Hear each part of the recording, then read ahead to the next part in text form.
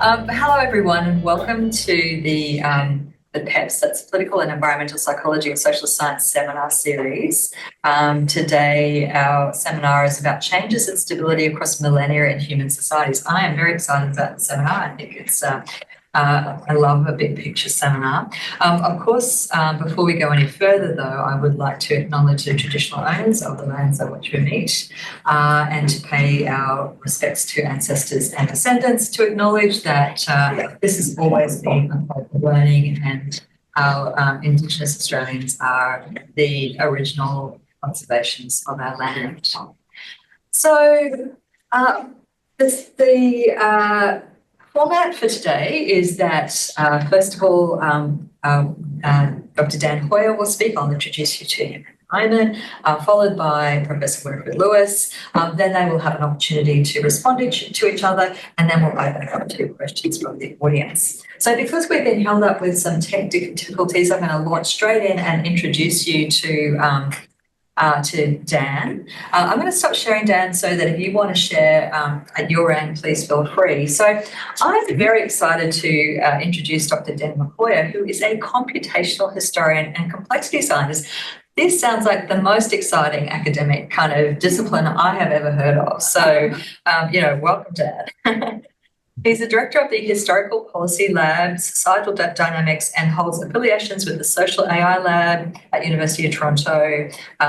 I don't even know how to say that. Is it CSHAT? SESHAT? S-E-S-H-A-T? We say SESHAT. But SESHAT. Okay, thank you. Global History Data Bank and Complexity Science Hub Vienna. His research seeks to understand societal responses to shifting ecological, social, and economic contexts that determine well-being outcomes in the past, as well as how this may shed light on critical social pressures today. Sorry about me tripping over that, but it all is exciting stuff, and we're really excited to hear from you, Dan. So I'm going to hand over to you right now. Dan, sorry, Dan. Kelly. Yeah. Could you check if it's recording? Yes, that's a really excellent.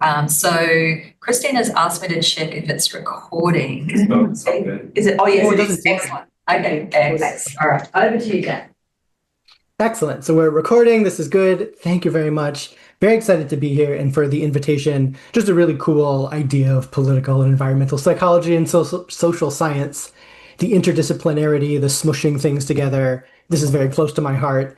My made-up title as a computational historian and complexity scientist is trying to access these kinds of interdisciplinary things. How can we fit together different approaches, different methods, different timescales, different parts of the world, and look at patterns and processes and see sort of what's similar and what's different. And so that brings us to our topic tonight, or I guess in the morning for you guys, about changes and stability across millennia.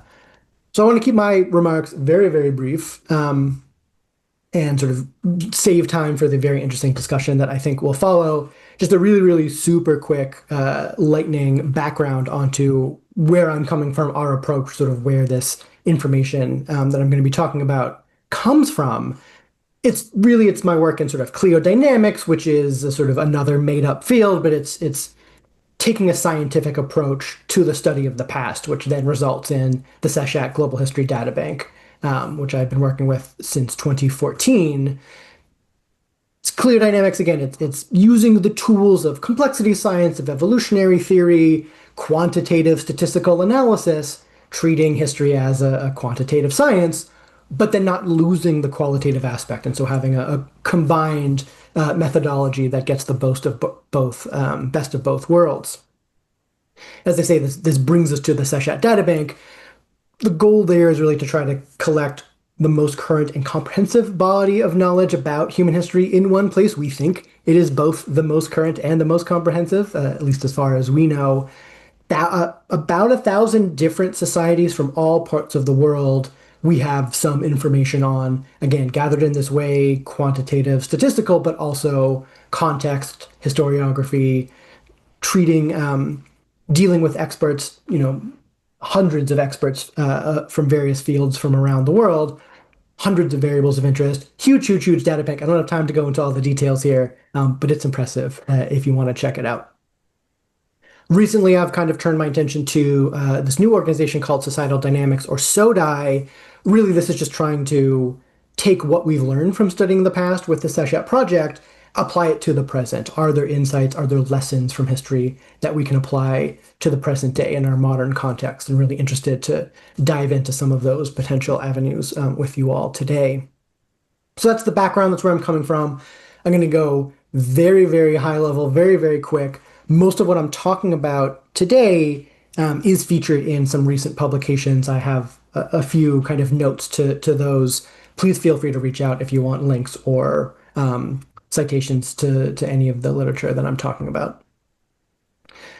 So when we talk about stability and change in human societies across millennia, so much comes to my mind and it becomes complicated and messy in all exciting sort of ways that we'll get into. First, let's look at stability. What do we mean by stability in human societies across millennia at this scale? Well, through this work with Seshat, looking at, as they say, hundreds, close to 1,000 now, different past societies, we see a lot of repeated patterns. There's a lot of similarity, a lot that looks the same, no matter where or when you're looking at.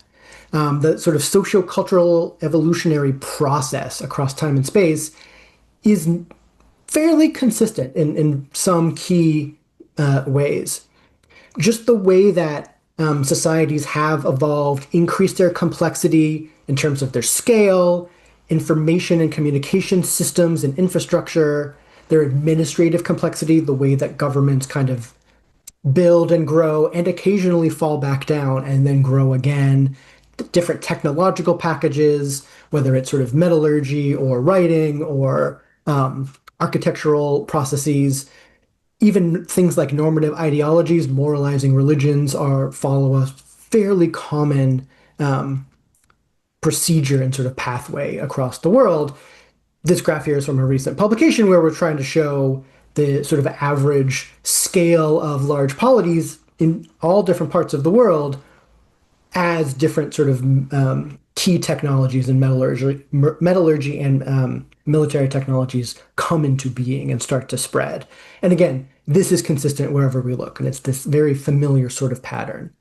There's other features as well that come across as fairly consistent.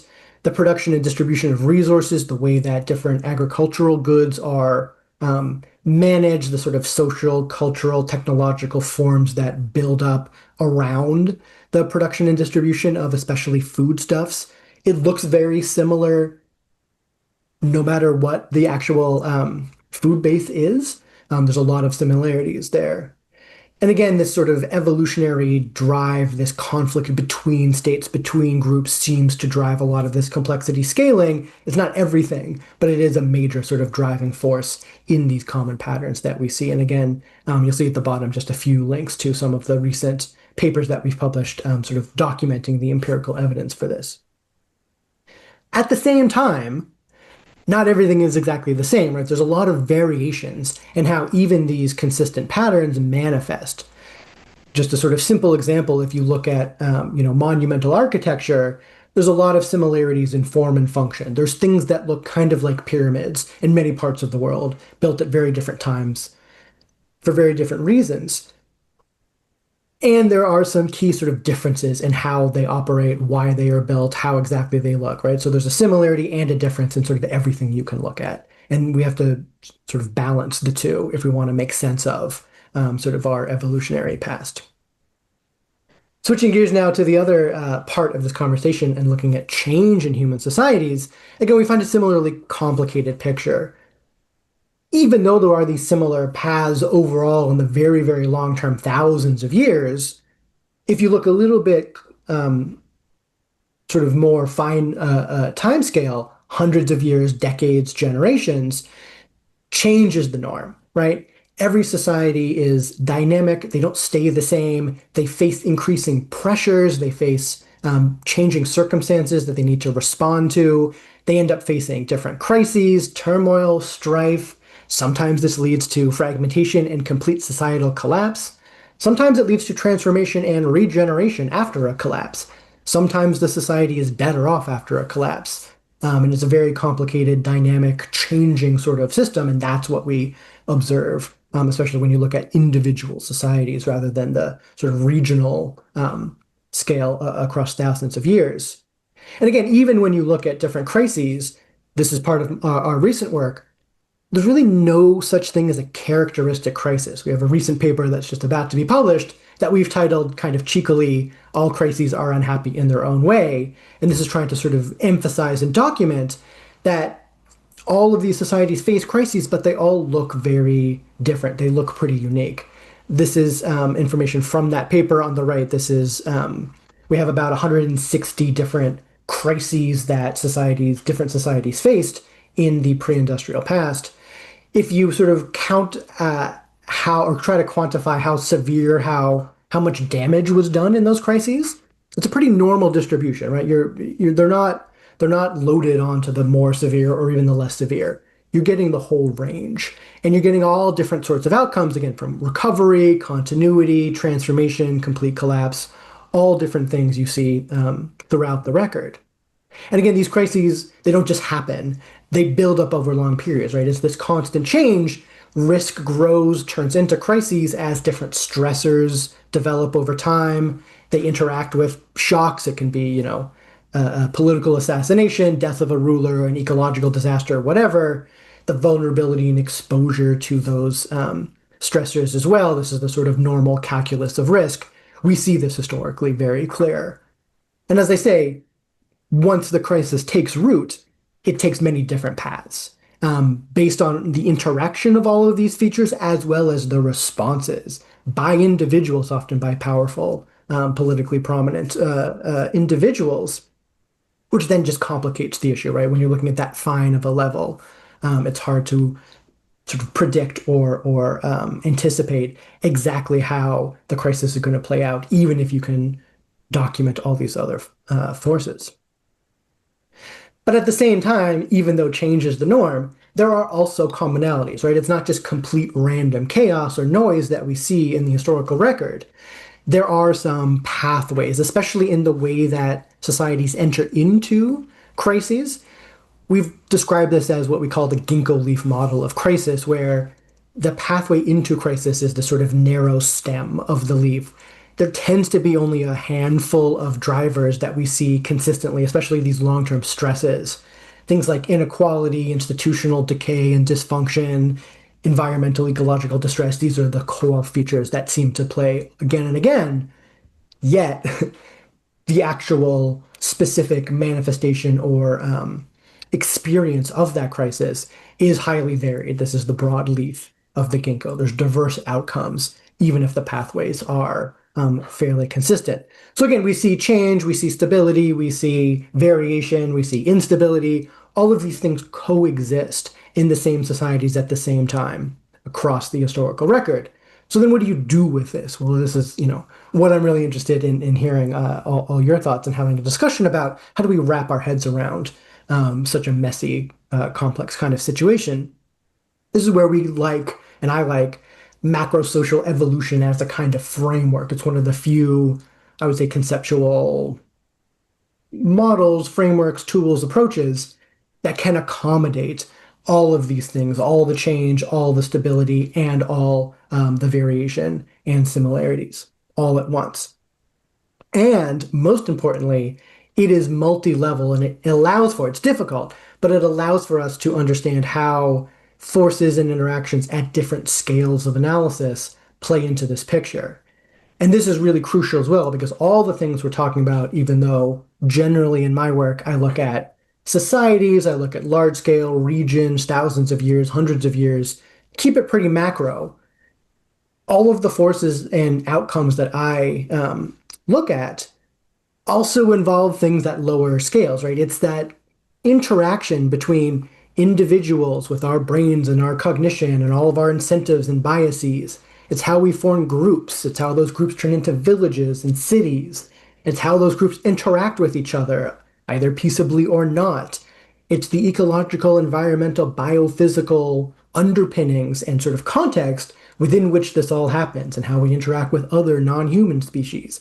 All of these complex relationships and back and forth feedbacks are what produces these sort of large scale outcomes and results that we see. And so we have to be able to go from the micro to the macro and back again and sort of traverse along the lens of our scale of analysis And this requires exactly this kind of interdisciplinary, multi-methods type analysis and type approach that you guys are doing in the PEPS seminar. And this is the reason I was so excited to accept this invitation and come talk with you. Very curious and eager to hear how we can put our heads together and think through how all of these complex dynamics can work together.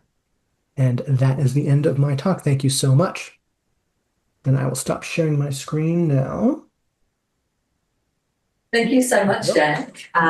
You've already unshared. Wonderful. So we won't have questions at this point. We will.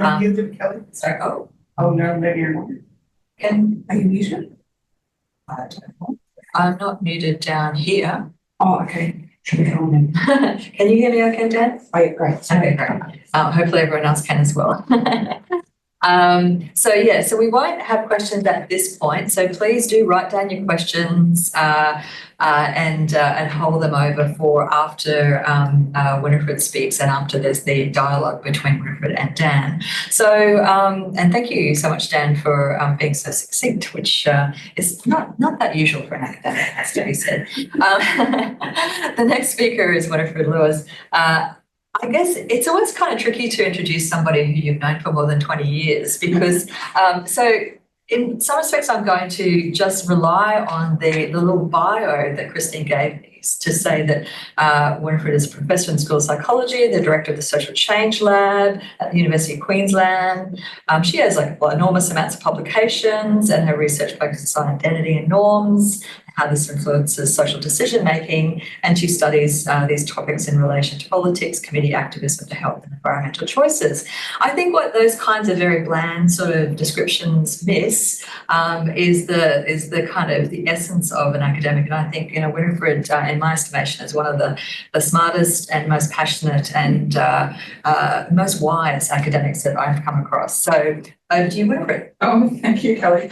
Can you guys hear me online if I speak from the desk over here? You can? Awesome.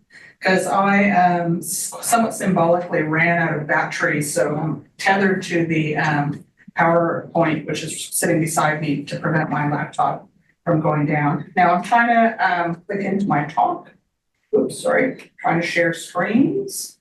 And here's my screen. I'm hopeful that you guys are seeing my talk and that if I click through to present, that you can now see on the screen the acknowledgement of country slide. I'm just going to hide my floating meeting controls over here.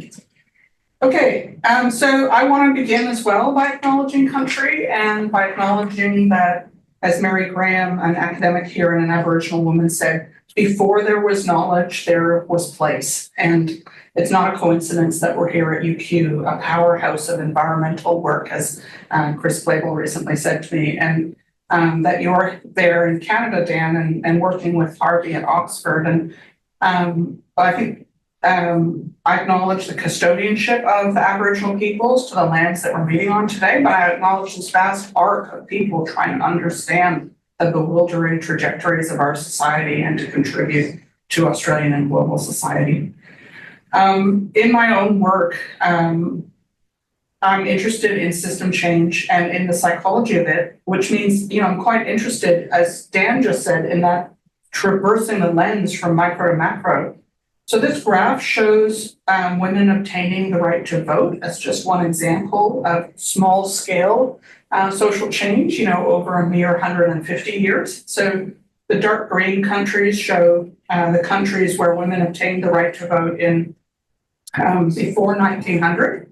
And then as we get lighter and move to the red, those are later countries. And what I think you guys can see if you look at this graph with me is that there are particular pathways that connect the 150 years of social change.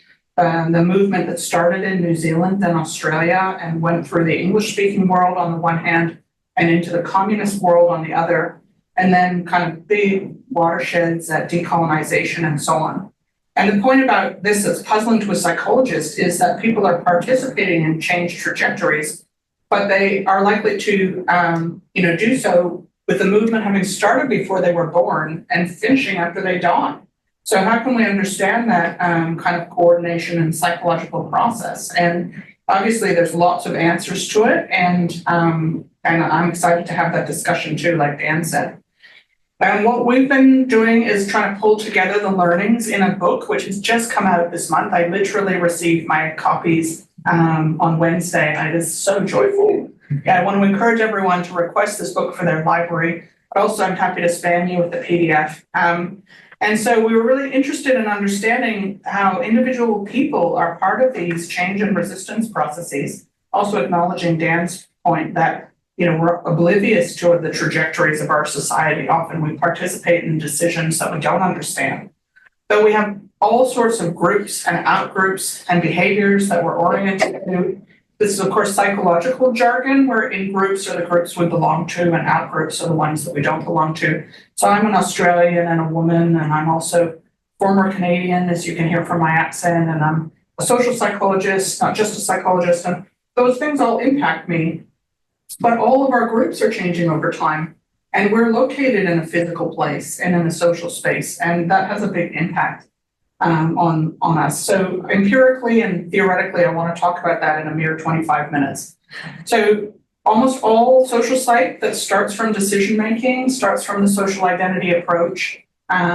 People have personal identities, they also have social identities, a sense of we, and social identities are learned and inferred from contextual variability. So that's one mechanism where I can participate in a movement that's 2,000 years old. I can identify as a Christian and I can learn Christian norms. And I can also identify with Australia, which is only 150 years old, and learn Australian norms. But I can also infer those norms differently based on the people I hang out with, so that we here understand a progressive Australian norm, not just the descriptive norms or the one from 2,000 years ago. So we start from there, and then I won't get too much into this, but just to put on the screen, psychologists are really arguing. There's no consensus on the multiple group world and how we reconcile our diverse in groups. So in the early models, people thought maybe you can only be one thing at a time. And there was a lot of conversation about that. And now people think that you can have multiple selves, but maybe they differ. They differ in their relationships to other groups, like intersectionality, and maybe there's a true self or an authentic self somehow, which is your ability to meet your needs, and maybe different identities are different in that. And in my own work, I've really talked about constellations of identity. And so we could have these new identities, like I could be part of a new complexity science, which is only a couple of decades old, but I could also be part of these 2,000-year-old identities. But how, as Dan said, do you study? And I think that, that group, the CSHAP group, is really the only people that are taking it seriously that I know of, and it's so exciting what you're doing. But from a psych perspective, I not only want to know all the societies moving over time, I want to know how I'm influenced by that and other people are and groups are right now. What is the means by which that history comes into our heads and affects us, and the environment comes into our heads and affects us? And just to stress this point, which I know Dan completely understands and may wonder why I need to stress it, but psychologists don't always deal with this. Social space is connected to a physical environment, to a place. It's social psych here at UQ is a powerhouse, and it's dynamic and it's interactive and it's contested and it's cutting edge. And that's one of the reasons why we have these conversations here. And different demographics and different regions always act differently, not just in theory, but in professions and health behaviors. And when we talk about change, we're often talking about movement.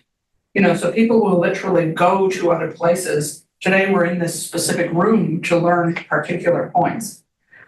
And so we've been thinking about how we could try to look at that intersection of social and physical place and identity in a couple of different ways. So one project with Kelly Fielding, our esteemed host, is about looking at kind of networks of a social movement. And you could map this onto any cause, you can map it onto any theory, right? Any idea. So you can apply network tools to look at the connections among people. If it was complexity scientists, it might be Dan and I appearing in the same talk, or citation patterns. This is the map of environment groups, and connections are people linking to each other on websites. And what you can see is obviously a clustered network, which you often see in human societies, where there's kind of central core where people are really connected to each other and linked to each other. This is often the biggest part. But there are also these other clusters where people are linking to each other, but not necessarily back to the mainstream. And what we were talking about was understanding who are the people on the edge of that map and how is that map going to grow over time. So we were interested in other words, the characteristics of peripheral groups. And we tried to argue that these peripheral groups, these unconventional advocates, could differ in two ways. They could differ because they're part of a demographic that's unexpected in this particular idea. So it might be parents for climate action or perhaps computer scientists for history, this unexpected. And then conflict spanning are actors that actually bridge between opposing ideas. And again, we can talk more about that if you're interested. Not everyone will be interested.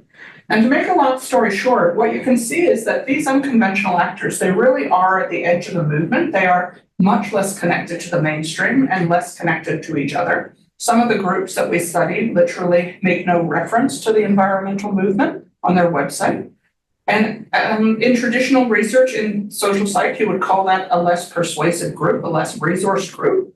But actually, as we know from network science, almost by definition, movements grow at the periphery. And what you can see with these green dots, which are connected to the red dots, which are our unconventional advocates, is that in many cases, it is the groups on the periphery that are seeding new growth, that are creating new movement, new participants in the movement that are not linked into the mainstream. And so this is an example for me of trying to connect social space, physical place, and identity. That looking at the periphery is where we can see these characteristics of acceleration and growth in our social movements or other ideas. When we talk about new tactics like radicalization or democratic backsliding, I think we can apply some of the same ideas and some of the same concepts. So some of you guys know my DIME model. If you don't already know it, you may not be interested and it's not important, but this model is about groups changing tactics, and it just highlights a similar point to what Dan said, that after failure comes divergence. So just like your ginkgo leaf, Dan, we see that in the model. I don't know if I have a graphic on this. No. In the model, it's like as long as people are succeeding in a tactic, it persists. And when it fails, you get this divergence where some people drop out of a group or cause, some people innovate tactics, and some people double down. And we considered in our work empirically and show that both de-radicalization and radicalization to lawbreaking and violence can come from groups' experience of failure when they're contesting with each other. So, we may not turn to assassination, lawbreaking, and violence when we get rejected as academics in a paper, but perhaps we turn to other forms of lawbreaking like fabricating our data or norm violation. And to make a long story short, when we look at this empirically, in a range of contexts with my colleagues, like immigration, abortion, the environment, marriage equality, we can see these interesting trajectories. Sorry, I'm trying to simplify. I know some of you really wanted to read that table, but I was just conscious that not everyone wants to read a table of more than 100 numbers. So just looking at this cell, when people experience the failure of their own cause, so in each of these studies, people are talking about their own cause, then they are more likely to disidentify or exit the group, but they're also more likely to energize, which is show more commitment to their own cause, and they're more likely to radicalize in this largely conventional set of causes. And so all this to say, as what Dan said, that we can now see that linear models of psychology, which dominate our field, but which are increasingly challenged for a variety of reasons, are actually not going to work that well at trying to model system change. And the reason for that is that they don't capture in the average trend of a regression coefficient or the mean change of an ANOVA. That's telling you what the average person is doing and how the average person is changing. And it's not capturing the group widening around that average and diversifying onto totally different trajectories. So if protesters facing failure do less and more and innovate, that's not going to be well captured in regression. I realize it's ironic that I just showed you a regression-based set of numbers. But But we can talk about what would work, right? And some of you guys know about person-centered models. I just want to say, for the last 7 years, we've been talking about this idea of factionalizing also in this Flint model. I published it into a chapter in a book that I genuinely believe no one may have read, but I can send the PDF to you. So in that, we were just talking about this idea that as we traverse the scale from macro to micro, one of the things that happens is that at every level, we underestimate the variance of the lower levels. So people will think of Australian norms, but Australians know there's regional differences between Victoria and Queensland. People will think of Queensland norms, but Queenslanders know that there's a big difference between Southeast Queensland and Bobcatter territory. And I'm saying no matter what the level of analysis, people think of psychology's norms, we know there's a difference between social psych and evolutionary psych, or between social psych and cognitive psych. So at every level, groups are marked by subgroups, and that is the characteristic of human society. It is part of our evolutionary heritage as pack animals. And therefore, we can look at our modern world and we can pick out this bewildering aspect of democracies where, unlike almost any other cultural innovation, we create a structure to rotate power and influence through subgroups. We deliberately create a social structure where every few years we hand over government to our enemies. That is unlike most other cultural innovations. We can really ask ourselves, why? And I believe, and I argued in that chapter and in the book with my colleagues, that this oscillation is in fact a system stabilizing innovation or cultural resource, which preserves a wider behavioral repertoire of the group. So in other words, just like a nurse will hand a scalpel to a doctor in a surgery, and the passing of agency is part of the coordination mechanism, so too, when we look at how modern societies are trying to organize the many diverse challenges that we have, we not only recognize and resource very different specialties like the army and the medical field, psychologists and psychiatrists, and we intentionally, in the case of democracy, rotate through subgroups. And I believe that part of the reason for that is, or let me start again, in the natural world, when we see oscillation and cycles, they often allow people to do things that are contradictory at one point in time, but complementary over time. An example is sleeping and exercise. You can't do both at the same time. But exercise makes you sleep better and sleep makes you exercise better. So oscillations occur in the natural world to widen behavioral repertoires. And what we can then see is that democratic oscillations would give a society a wider behavioral repertoire, potentially making it more resilient to failure. So the part of the reason nobody read the chapter is, at the time I could not imagine how to study it, but now I can imagine, not only thanks to cool data like what Dan has, but also, of course, the world of agent-based modeling. So as many of you guys know, what those folks do is take empirical data from individuals, turn it into computer models of agents, and then allow them to interact with each other using established decision-making rules that you program based on your empirical and theoretical analysis over potentially thousands of iterations. So in that this paper submitted based on the DIME work, instead of just looking at how individuals react when they experience the failure of their movement at one point in time, we can imagine how they would react if it happened over 1,000 times. And so in the model that we studied, we had authorities who either gave in to the protesters' demand, a success, or they rejected their demands, a failure. Then we have the agents, and the agents have existing levels of disidentification, innovation, moralization, and energization, where the distribution is drawn from the experiments and fieldwork that we've done, and then it changes in response to failure and success in the same way that it did in our experiments and field studies. And then each person is allowed to deny failure, because we did find that one of the interesting dynamics of social change is people's capacity to deceive themselves about change. So, you can have people who say, well, this anti-war protest didn't stop the war, but it was still a success because we spoke out our values and so on. So individuals can deny failure, groups can deny failure. We saw those as important dynamics in our model. And then people make a choice either to act or not based on how much identification they have with their cause and whether to maintain their conventional protest, which is law-abiding and nonviolent, or choose a different protest, which is radical and violent. And so to make a long story short, you get up this grid where either you are changing your tactic or you're not, either you're acting or you're not, and either you're conventionally minded or you're not.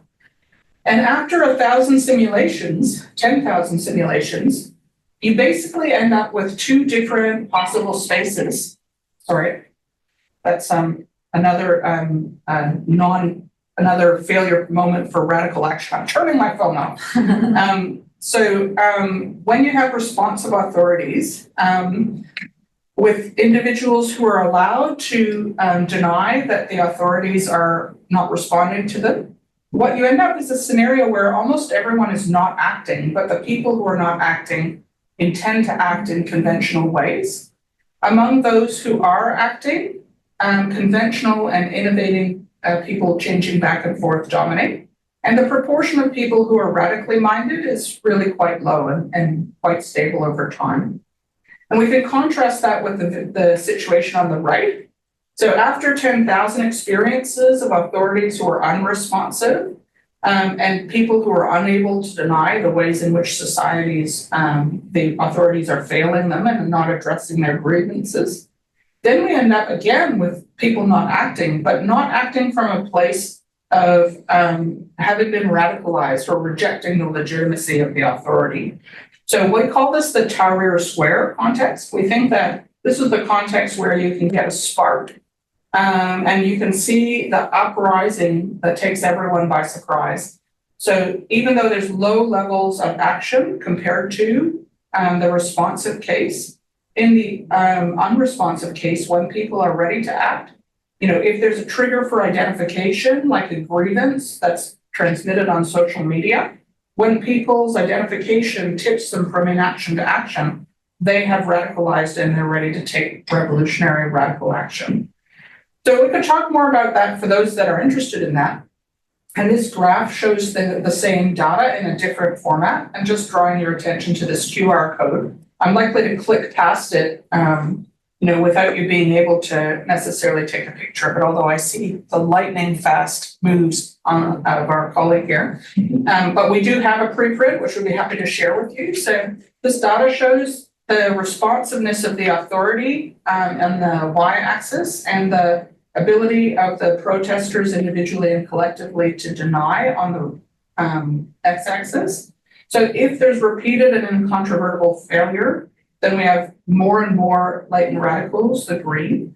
And then if there are individual or collective abilities to deny the severity of the crisis and the grievance, then we end up with very low levels of revolutionary system change motives. And I think that's a really exciting basis for conversation and for future research, even though I recognize that to many people in the room, empirical data from the real world is always more exciting than computer modeling. But I want to say again, there's a foundation of empirical data for the design of the bots. So we can already imagine how we would complexify that based on group processes. And I'm sure you can too, Dan. For example, our authorities are only sending a failure versus success signal, and they're never divided. So that would be something that we know from groups is part of the dynamic of radicalization between protesters and states. So as the protesters engage in more law-breaking and violent protest, we could potentially imagine the authorities dividing and also radicalizing to law-breaking and violence. That is, in fact, part of the dynamic that we have found in our empirical research with state radicalization. Then taking a step back in our empirical work, again with Kelly Fielding and others, when we look at the impact of activists in generating responsive authorities, so not just, we can think of that as people who are addressing their grievance, but we can also think of it as keeping the democratic system functioning, right? So a responsive authority is not just important because they help you to address a grievance, like environmental activists calling for action on climate change. It's also important because a responsive authority is a democratic authority. I mean, of course, you can be responsive authoritarian, but almost by definition, that's more rare.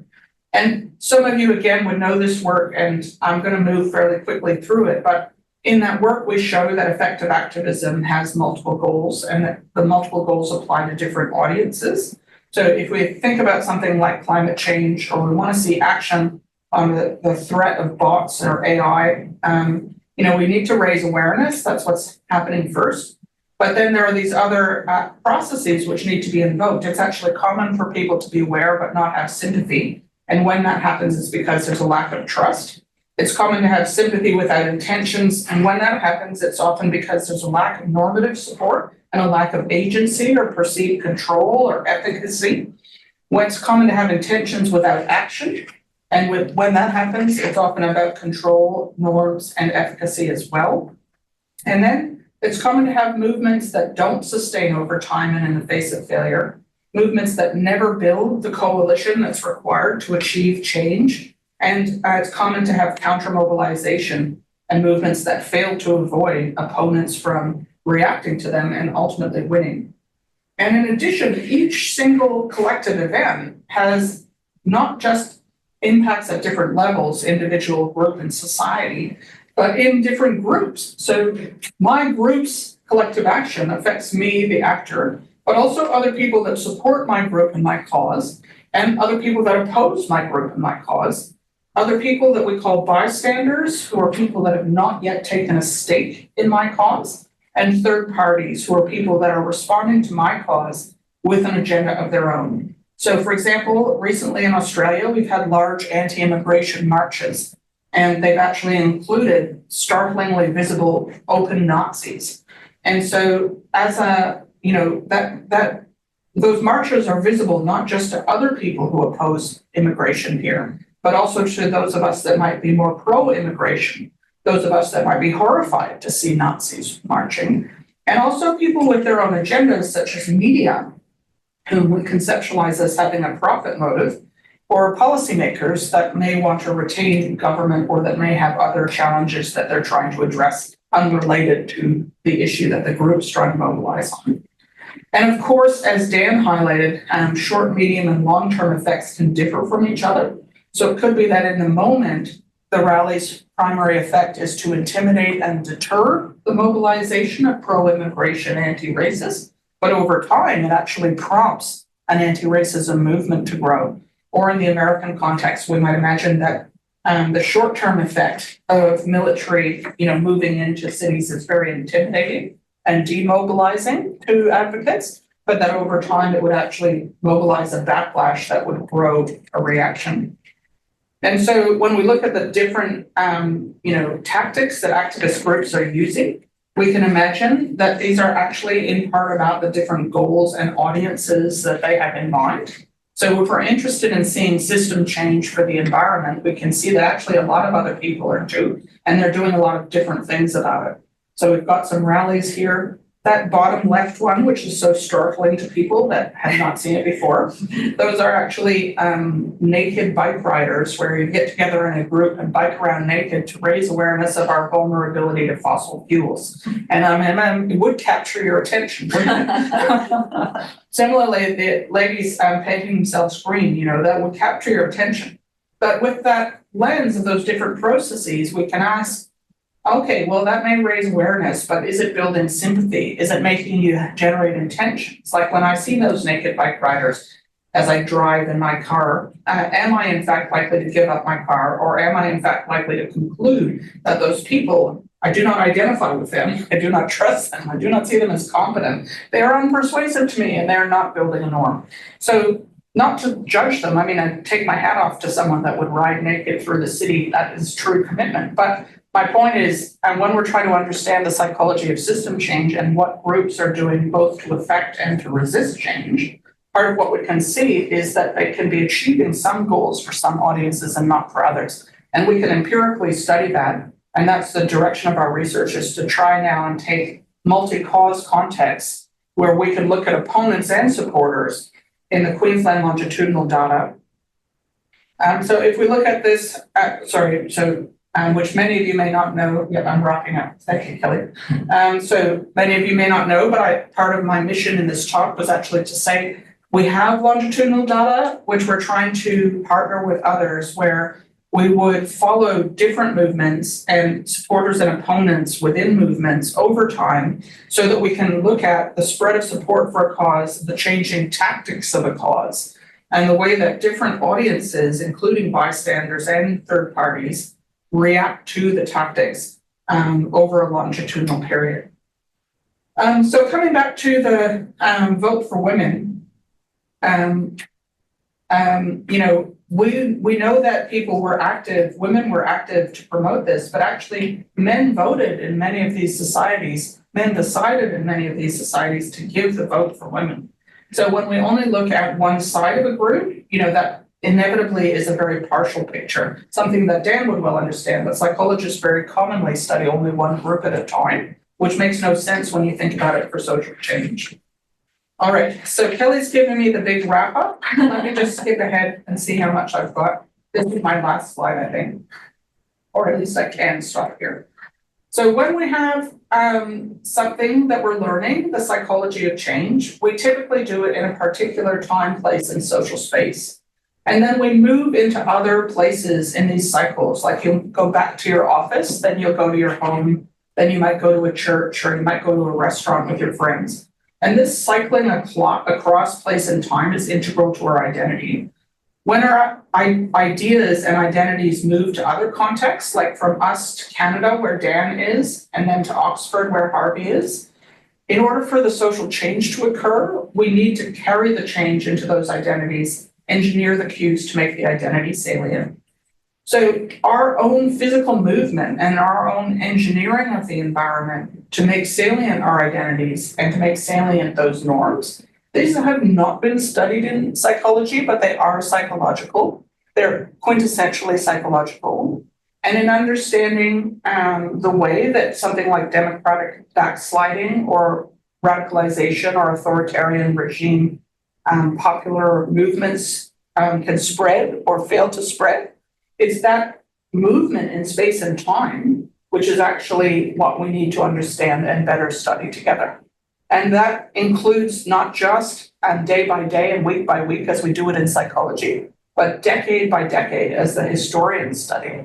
So I think there is room for collaboration. I'm quite excited to see that happen. And I'll just close by putting up my book and by highlighting that, as we know, democracies are failing around the world. Leaders, parties, and ordinary people are future blind, nature blind, and science blind. Food insecurity and natural disasters increasingly strain our economies and affect our lives. Conflicts will increase, even bringing war to our shores. So we should, study social psychology. Study the system from a post-disciplinary perspective. Yeah. Thank you.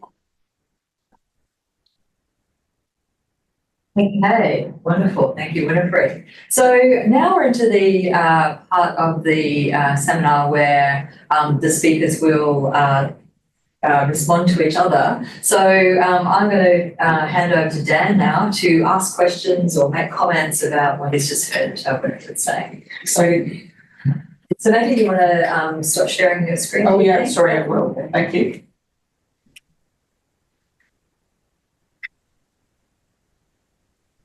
Yeah, amazing, brilliant talk. Thank you so much. There's so much there. I don't even know where to dive in. Clearly, we have a lot to follow up on and chat about. Great. I mean, there's just a ton there. I have been increasingly talking with, working with, interested in psychologists and getting that perspective. It is so fundamental for all of the reasons that you say, and all right, a bunch of things stand out. Agency came up a lot. I think that's crucial and comes up in my work as well in different ways. And this is why I think people like us need to get together and you do that multi-scale kind of stuff that I was talking about. We can look at individuals and we can look at even sort of small groups, and we can look at groups from the perspective of individuals, I guess is what I would characterize as a social psychology perspective. And as you were talking about, that makes a ton of sense. it's messy and complicated. We have multiple identities and therefore multiple norms and therefore multiple values, and we're sometimes inconsistent, and we have different sort of needs and intentions, and we have limited agency in many of the things that impact us. And this is where I feel it gets super important and messy.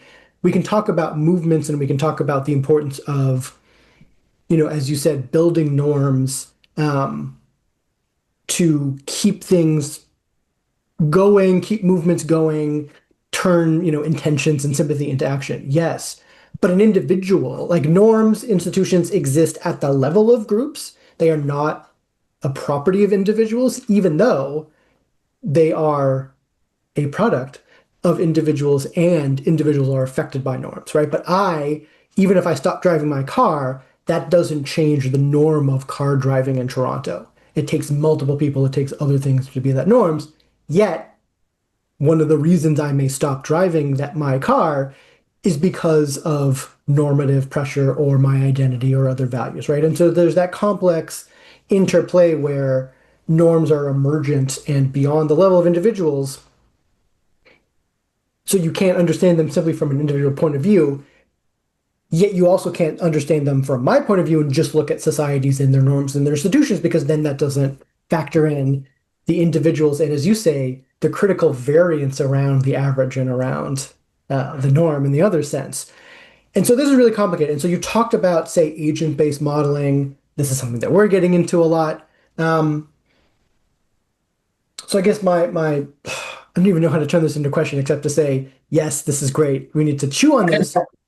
But so in the agent-based modeling framework, just because it is really difficult to do this, have you explored, have you thought about, have you cracked the code on how to get the multi-levelness into an agent-based environment in a way that is still tractable to do all the experimentation that you want? That's something that we're struggling with. Yeah. Love your thoughts on that. Definitely true that as you get more towards the level of complexity that social psychs are happy with, the modeling people will start to look grim and to ask questions about budget.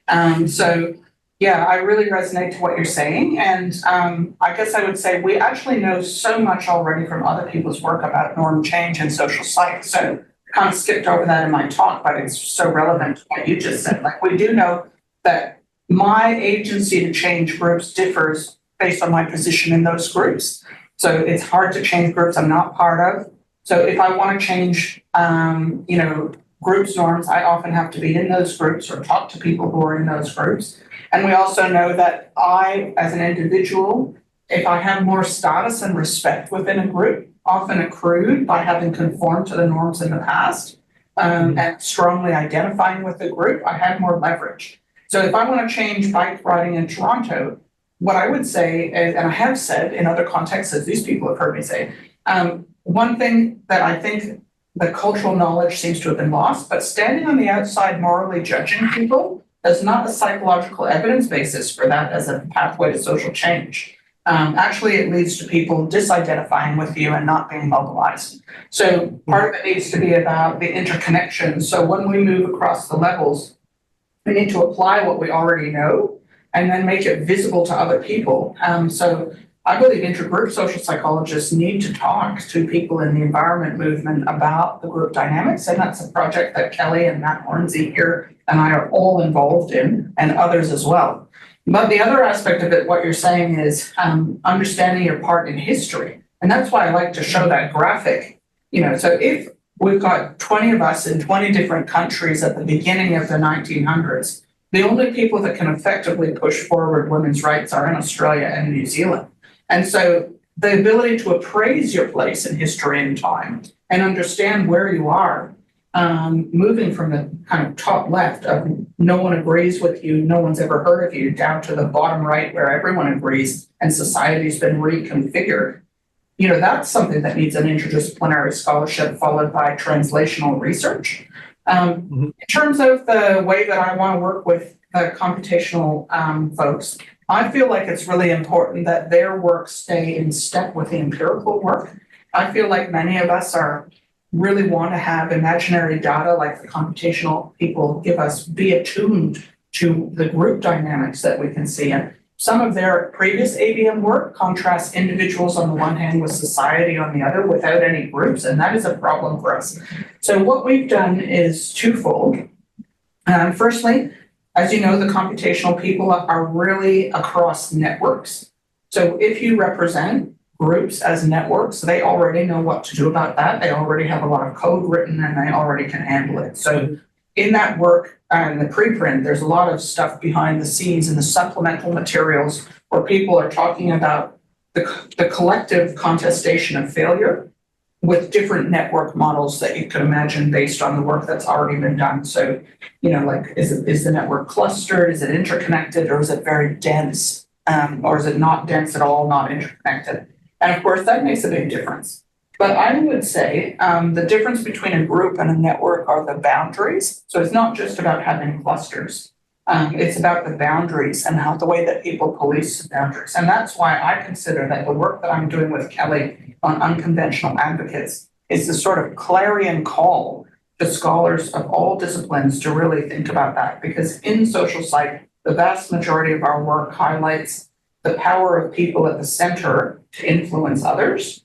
But what that work shows is that it's the betweenness centrality of people between clusters in a network to grow grow the cause or to transmit the idea into the areas of people who do not trust the usual suspects.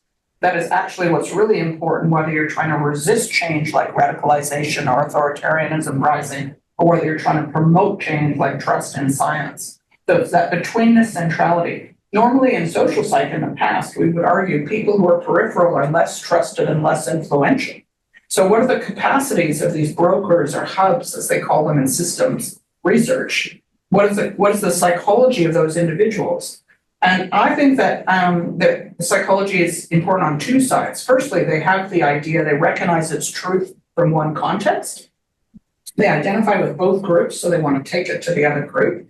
Like, let's say, take it to parents, climate change action is needed. But they also have the social skill or the credibility, the social status to be trusted, even though they're at the margin of a different group. I mean, that's something I really want to understand how that actually works. So it's similar to the idea in politics, only Nixon could go to China, like only a conservative person can introduce a radical change in international relations to soften a hostile stance. It's similar to the idea of idiosyncrasy credit that we've studied in psychology of groups, where it's like previous conformity to the group establishes you as a person that can say something radical and kooky and still be influential. But I just think that is a direction we need to work on, because that's actually how we get back across the divide, where we actually are able to de-radicalize people, arrest and reverse democratic backslide. Sorry, that was a really long answer. Winnifred, do you have any reflections on Dan's talk? Yeah, I have a lot of reflections, and Dan, I do hope we can have a longer conversation. But some of the questions that I know that people will be interested in from my perspective, from our perspective as psychologists, a lot of us are psychologists. Can you talk more about the environment and the physical environment and how people can respond to it? Because what we see a lot is we see this science blindness, we see people who are nature blind. We know that people who are connected to nature can better appreciate it. I mean, in your data and in so much social science data, we know that our ability to thrive socially and for our society to be sustained depends on our ability to stay in touch with nature. And lots of Indigenous communities have that knowledge, but somehow we totally lost it in the West. What the heck? Can you comment on this? Yeah, I mean, it's such an important question. I will say, to our discredit, it's only been in recent years, I would say, since 2018 at the earliest, that we really sort of, as Seshat, as the group that we're talking about, that we really started to take seriously the importance of environment, of ecology, and especially the interactions. Like we talk about agriculture production, but as a sort of economic resource growth thing, as I kind of mentioned briefly, like that's a driver, a sort of without which you cannot have social complexity growth. Like you need the stuff to sustain increasingly large fine. But beyond that, we weren't getting much nuance. And then in recent years, especially sort of with what I've been doing in terms of crisis and like polycrisis, getting in with this crowd is really dawned on me, oh no, this is where a lot of the really critical interaction is and the important stuff. Certainly in the present, in the past too. And, this is one of the things that I say to non-historians, and it kind of blows their minds. Like, anthropogenic climate change is very new and novel. Climate change period is not. That is, again, one of these common patterns throughout human history and pre-human history is the climate and the environment does not stay stable. There are long regimes, even in recorded not that long ago, unstable, unfavorable climate regimes. Think of like the Little Ice Age, which is really terrible, cold, harsh conditions for like almost 200 years across the entire northern hemisphere, 18th, 19th century. It's not that long ago. And we have a lot of evidence, a lot of writing. We know what that did to people.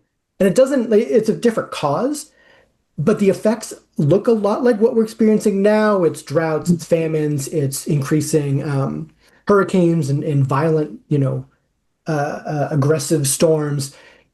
The sort of ecological shocks on the ground look very similar. And so there's a lot, I think, into how do humans respond to it, comparing that with, other periods, looking, as you say, at indigenous societies across the world.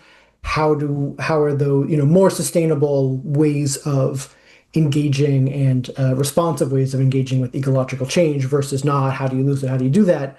One of the things that really comes across is, again, you don't get anywhere if you try to look at one thing or another. Like if you're looking at, okay, and there's actually a growing sort of cottage industry in history about environmental history, as they call it. It's not my favorite just because it tends to really reify, one particular cause. Okay, we can identify this is a bad climate regime. This is a period with a lot of ecological stress. It probably roughly hit this one society. That society experienced a lot of turmoil and crises. Therefore, these crises are driven by the ecology. And it's just really, it's not good science. You're not sort of hunting the negative. It's very correlational and not even that correlational because you sort of ignore the other things and the scales don't add up. Generally, the environmental difficulties at a much wider scale than any particular society.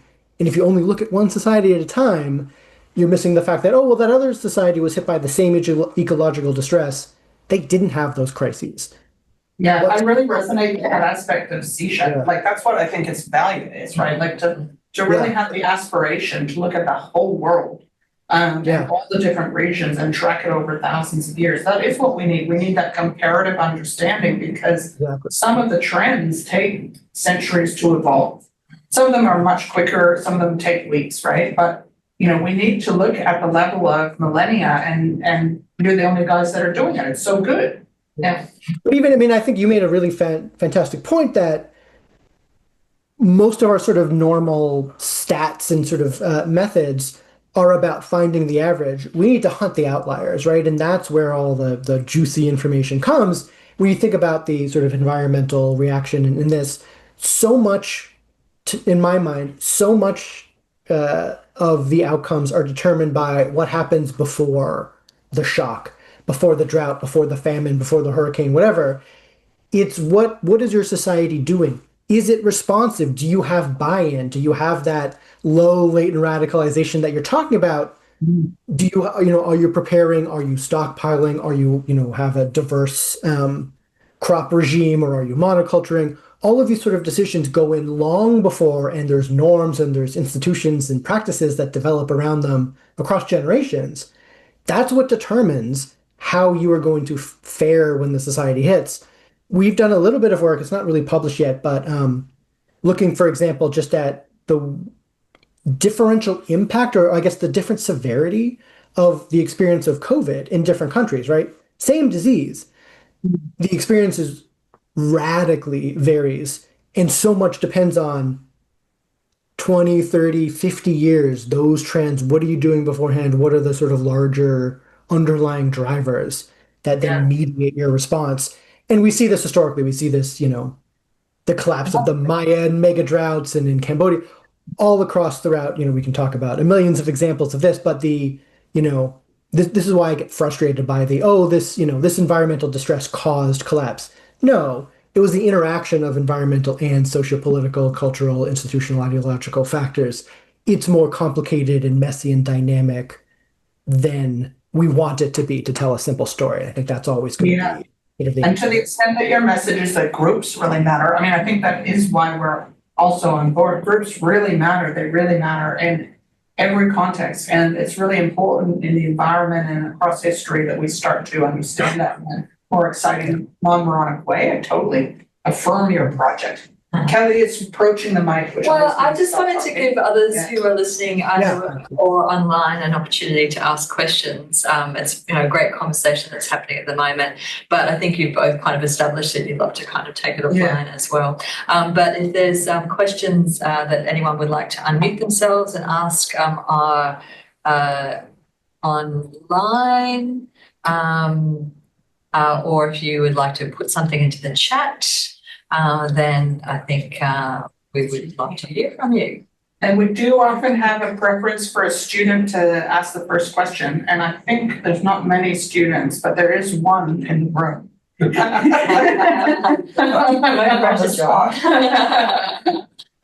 No worries, John. I know Jared's online as well. Jared's online. Go for it, Sharon.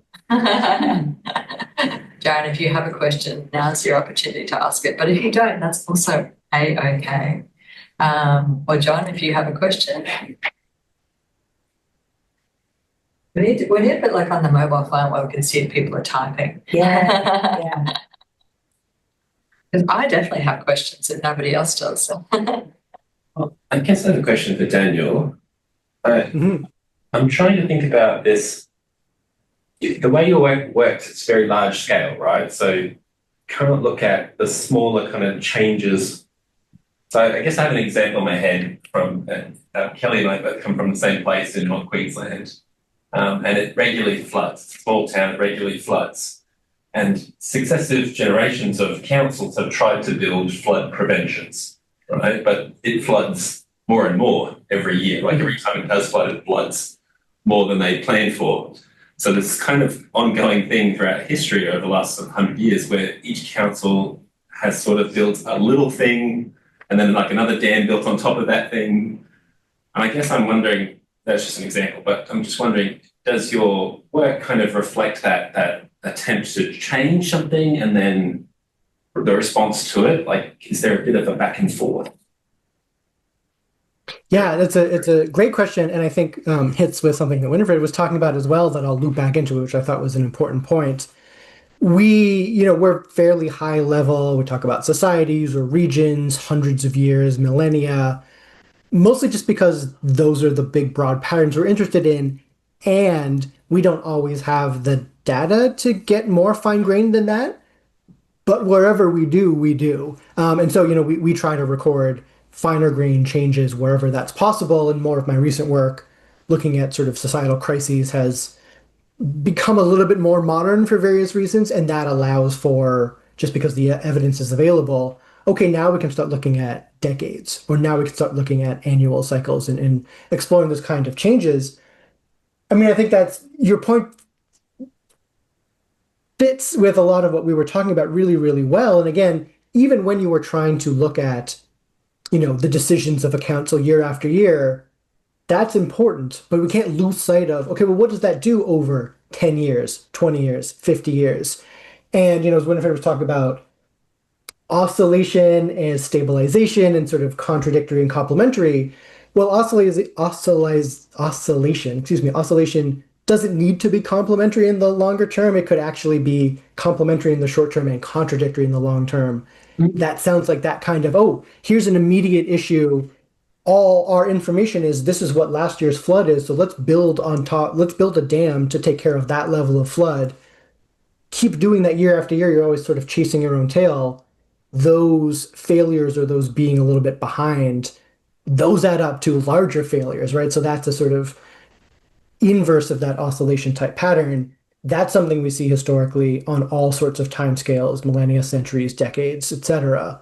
And it's that interaction of the big risks, the stressors that are happening, the crises that are happening, but then how you're responding to them, which is generally on the more fine grained. And you have to be able to again, in all of our models, conceptual, empirical, computational, be able to accommodate the interactions between all of those decisions, all of those reactions at all the levels. And it's tricky and it's weird, but that's the only thing that really matters and is going to get us there. And I think we're on the cutting edge. We haven't figured it out, but we're getting close, and we're on the cutting edge of developing the tools to actually do this because we're going to talk to each other.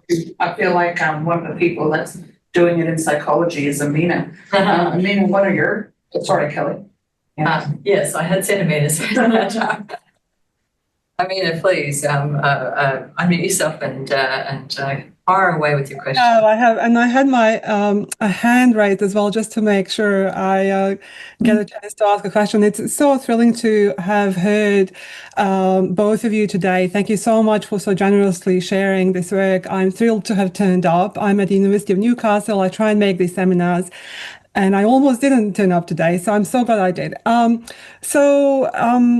Lots of questions and lots to say. I'd love to hear more about opportunities for collaboration on that longitudinal data. I think this work is just so exciting, Winnifred and Dan. Wonderful to hear this sort of broader perspective and to see your kind of imaginative approach that's, very creative and interdisciplinary and so on. Just a couple of thoughts I had as Winnifred was talking about.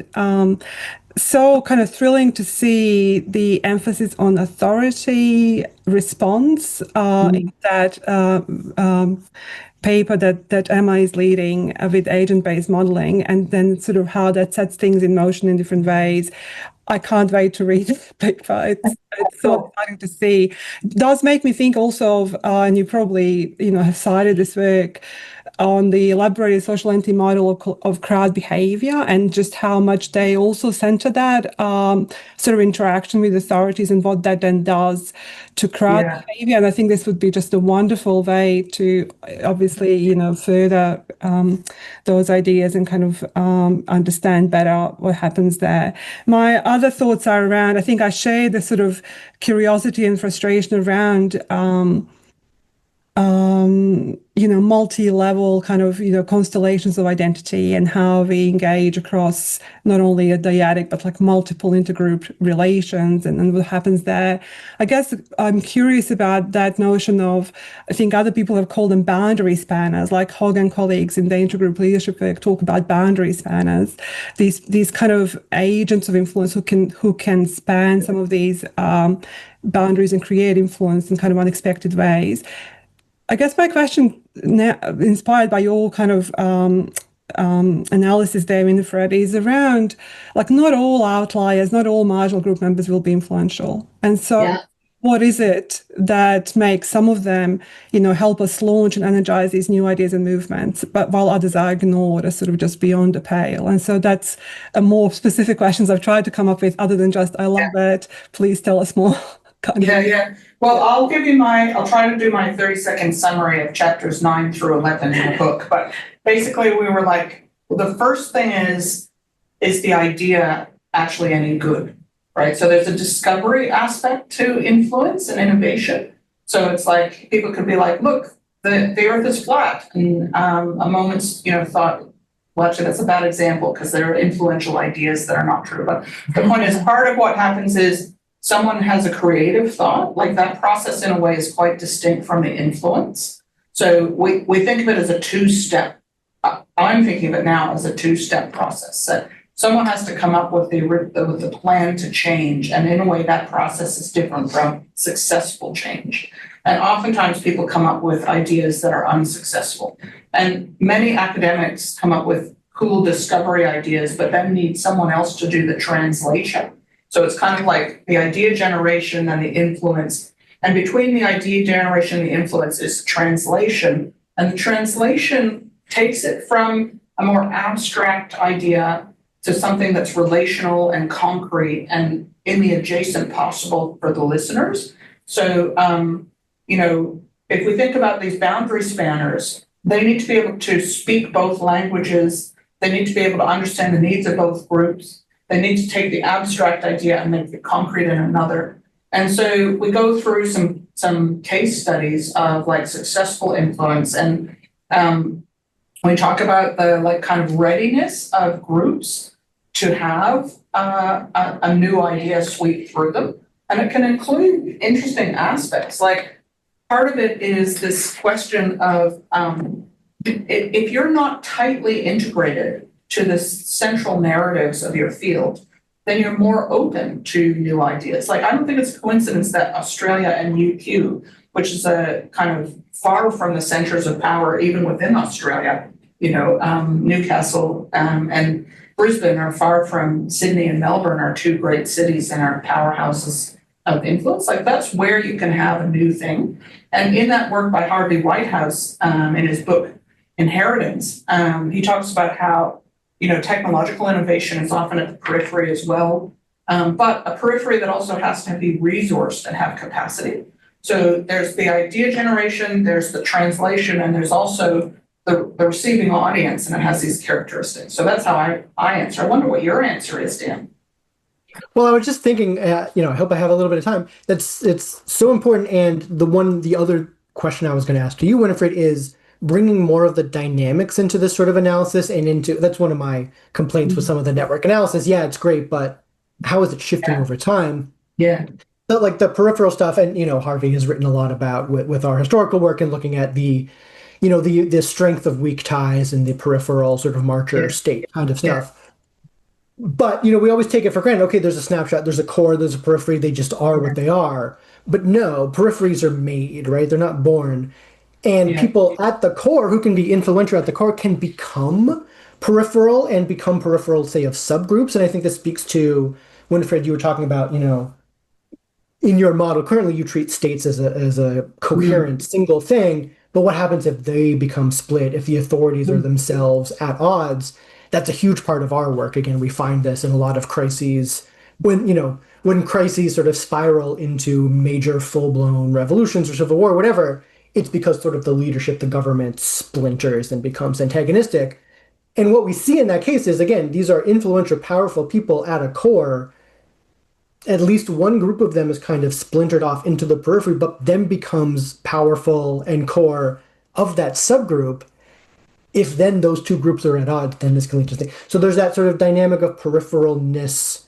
Can be made more or less, and again, with more or less influence. And as it gains influence, the same dynamics of sort of network homophily attraction, they are then going to attract larger and larger followings, and that, little splinter peripheral becomes a major subgroup that is equal to and challenging of the sort of core group. And it's that back and forth, and then they sort of reconstitute. So it's that oscillatory dynamic again. And I think this is a really critical aspect, again, that we need to start fitting into our work is, yes, let's get the networks, let's get the periphery, but then let's bring in the dynamics back into it once we have that. And that's the thing that I was saying within psychology, people are really interested in that. And some of Amina's work talks about those dynamics between the authority, the majority, the minority, and the potential influence or lack of influence of a minority relative to a majority on the authority and so on. And I think that now more than ever, we have the capacity to integrate the experimental work, the longitudinal survey work in human systems, and some of this modeling to try and really do some causal modeling and causal tests, predictive tests. So for example, like, we know empirically what you just said, like groups splinter under pressure, and the work of Sanion schisms and others, highlights that can be a source of lasting diversification. Like there's this fun graph of like Christian denominations over time, and it shows like more and more denominations like persisting, from the Middle Ages to now, from the Orthodox churches splitting in the 1500 years ago, but still persisting today. So, we know that this happens, and we know that it is a natural growth process, and we already know a lot about it. But what we haven't done is start to try and build integrative models that bring in people that know about innovation, responding to failure, protests, leadership, and just say, like, can we please all formalize our model into this, our theories and our empirical data formalize it into this computer model and see if we can get them to look human-like or identify the parts that are unrealistic as a prompt for further theorizing. That is what I want to do. And it is very difficult because we all have our day jobs, and part of our day jobs is being siloed into this, really moronic direction to publish into top specialist journals when we all need to go generalist. But even the generalists are their own kind of special environment, aren't they? So it's like we need to always innovate. And part of what happens, the reason why you make up a field like Clio Dynamics is so that we can talk to each other and try and address the problem that we originally see. And I think with a lot of us in a lot of different contexts, not just in the environment, but also war and democratic backsliding, have a sense of urgency about interdisciplinary conversations. Okay, I'm going to cut in there. Because I have a question I'd like to ask before we finish up. Yeah. And I know it's wonderful to talk about what we should be doing, and that is it's great to be inspired by that. But I wanted to just because I just really want to ask you this, Dan. You made a point in your talk, and I think that you kind of were starting to unpack it a bit just before. You made a point about talking about how you showed us graphs about all the different ways in which change can happen in different directions, and you made a point that there are influential people. There are, people who can actually influence the path of that change. And I think that you were starting to talk a bit about that before when you're talking about group splintering and certain people taking in more directions. Could you just, could you unpack that or give us a really great example? I mean, it makes a lot of intuitive sense, I think, to us, and especially to us as social and environmental psychologists. But it's interesting to hear about it at that kind of more macro level. Yeah, well, I mean, absolutely, and I left so much on the cutting room floor, and so thank you for the follow-up. But I would encourage people to look at our work, especially when we talk about like structural demographic theory, which is all about the dynamics of how different sources of social power, whether it's political or economic or ideological, and the intersection of how that forms and coalesces and then splinters and fractures and can turn on itself. And, those with social power, by definition, have more agency to manipulate the systems, as you're talking about, Winnifred, from within, but not infinite agency, right? They're still limited. They can only do so much, and it depends on the structure and the systems involved.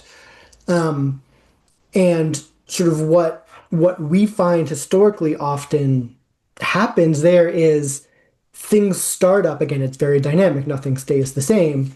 There's a kind of coalition. People come into power. They establish systems. They manipulate the systems for their benefit and their families, and you get, hereditary advantage and privilege and wealth and all of these things.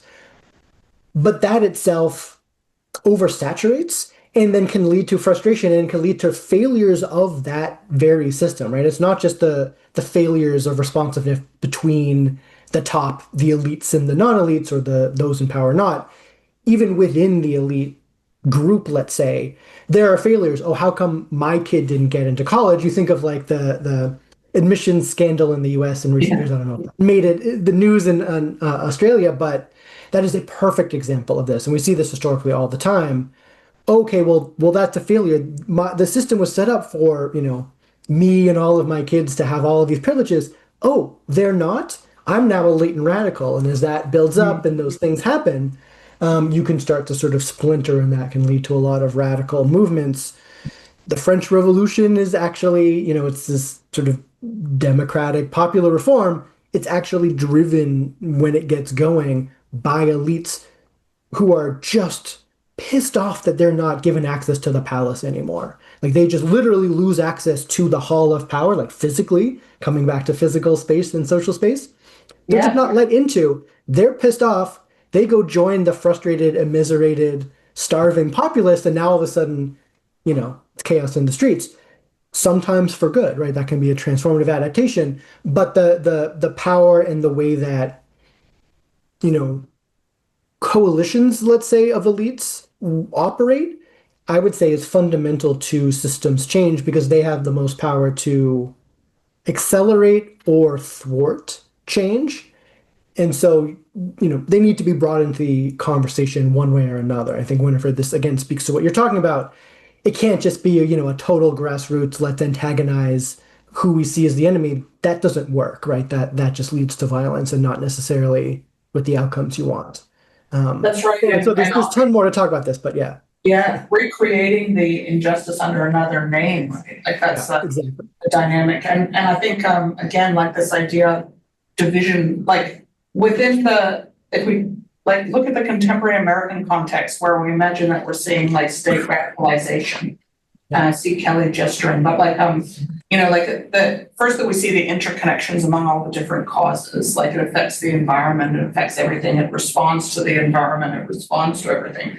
But also what we see is, the formation of divisions within the elite. So we've got like the politicians, the military, the lawyers, instead of being on the same page, they're looking like they're on different pages. That's a characteristic of this type of change. The kind of diversification, the divergence, the ginkgo leaf. This is what we need to get our heads around with new stats. And I think the person-centered stats, like LPA, LGMM, is going to be really good. The agent-based modeling is good because we can see it over time, and also they have these visualization techniques. Network analysis, okay. People are starting to sign off. Exactly. Yeah. That is because it is 11:29. Exactly. Okay. Look, I had other questions I would love to ask you, Dan, but we ran out of time. I'd just like to thank you again. It's been wonderful to hear from you, and I think kind of really mind expanding for all of us that had the good fortune to be at the seminar this morning. So thank you so much for staying up late to talk to us, and hope you have a nice sleep, and we look forward to further collaborations. Okay. Yeah, thank absolutely. you, Winnifred. Not to leave out Winnifred, of course, who also fielding. She always takes me for granted. Powerhouse that she is. No more collaboration for us. Thanks again, everyone. Thanks for being here. Thanks, everyone. Thank you so much for the invite. Thanks, everyone.